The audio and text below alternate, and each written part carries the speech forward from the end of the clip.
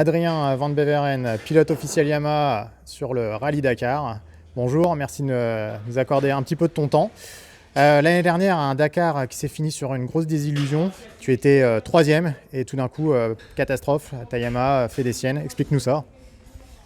Et ouais, salut à tous. Alors c'est vrai que le Dakar 2018 où j'étais en tête, puis j'ai eu ce crash, a été une déception assez importante et puis surtout une longue reconstruction.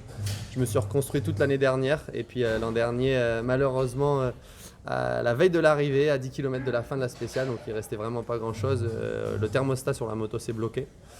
C'est un détail, mais c'est un détail qui m'a coûté très cher puisque la moto a surchauffé, n'a pas laissé passer l'eau dans les radiateurs. Et donc j'ai cassé le moteur, ouais. Comment on vit ça quand on est sportif et qu'on s'est préparé pour une telle épreuve pendant toute l'année? Alors vous savez, le Dakar c'est une épreuve effectivement et que c'est l'épreuve phare. Pour moi c'est l'objectif numéro un. C'est difficile à avaler. Maintenant, une fois de plus j'ai montré que j'étais là, que j'étais en mesure de le gagner, d'aller chercher la victoire. Et ça je pense que c'est le plus important pour moi déjà, hein, parce que ça montre que mon travail paie et que j'ai tout intérêt à continuer à bosser et que ça finira par fonctionner. Tu as déjà fait une 4e place au classement général du Dakar, donc on imagine que là ton objectif c'est au minimum podium, voire victoire. Ouais, j'ai été cette 4e place à 30 secondes du podium. J'ai encore bien progressé depuis. J'ai été en tête du Dakar depuis. J'ai gagné des spéciales régulièrement. J'ai le niveau aujourd'hui pour le gagner. Ce serait pour moi fabuleux de faire remonter une bleue sur la plus haute marche. Parmi tes atouts, on compte notamment une grosse vitesse. Tu as quand même un sens de l'observation, de lecture du terrain et allié à la vélocité. Quels sont, selon toi, tes points faibles, tes lacunes que tu pourrais améliorer? Ouais, un Dakar, ça se tient à rien.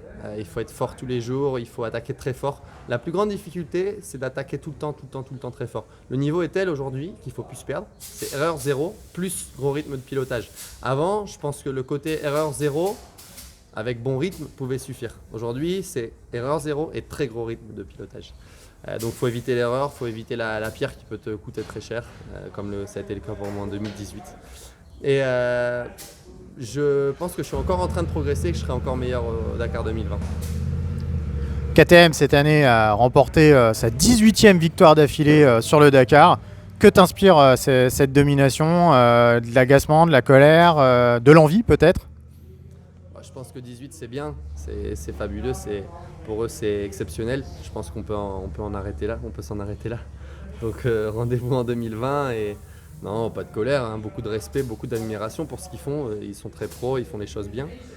Mais on est en train avec Yamaha on a une moto très compétitive, une moto super légère, une moto super fun à piloter parce que c'est aussi important. Hein, on fait cette activité, c'est un travail mais c'est avant tout une passion. Et moi je m'éclate sur ma moto et je suis persuadé que dans ce sens-là, c'est aussi une façon d'aller chercher la victoire. Price qui remporte le Dakar avec un poignet en vrac, ça t'inspire quoi? C'est fort de sa part. Maintenant, je m'exprime pas là-dessus. Allez, parlons d'autre chose, nouveaux horizons. L'année prochaine, le Dakar change de continent, va en Arabie Saoudite. Et là-dessus, quel est ton avis? Eh ben, c'est bien parce qu'on va connaître un nouveau désert. Et puis aussi, surtout, je pense que moi je vous dis que c'est bien parce qu'il faut montrer qu'on est la France, un pays ouvert. L'Europe, on est ouvert à aider les autres pays. L'Arabie Saoudite est un pays qui a besoin de montrer qu'il a envie de changer, qui s'ouvre au monde, qui va changer un petit peu son côté radical peut-être. Et je pense qu'on peut leur donner une chance. Il faut leur donner une chance. Et moi, je suis un petit peu déçu d'entendre les gens critiquer sans savoir, les gens vouloir boycotter le Dakar sans réellement comprendre le fond du truc. Alors certes, ASO a besoin de moyens financiers pour faire une course telle que celle-là. Ceux qui ont pu participer ou connaître le Dakar, qui ont eu la chance de voir ça, se rendront compte que cette course-là, elle est incomparable avec les autres par rapport à l'envergure, par rapport à l'organisation qu'elle représente. Donc c'est important aussi qu'elle ait des moyens financiers pour fonctionner correctement, pour vous proposer de belles images, pour nous proposer à nous pilotes une course fantastique. Le désert d'Arabie Saoudite va être complètement vierge, donc ça risque d'être vraiment quelque chose d'inédit et de fabuleux pour nous de découvrir. On va avoir une navigation à mon avis très compliquée. Et puis voilà, une fois de plus, moi je suis quelqu'un d'ouvert, je pense qu'il faut peut-être essayer de leur faire confiance, donnons-leur une chance de nous montrer qu'ils ont envie d'évoluer. C'est aussi ça être gentleman et c'est aussi ça être un pays ouvert. Voilà. Merci Adrien. Et puis bonne préparation pour ce prochain Dakar. Et à bientôt. Merci à vous.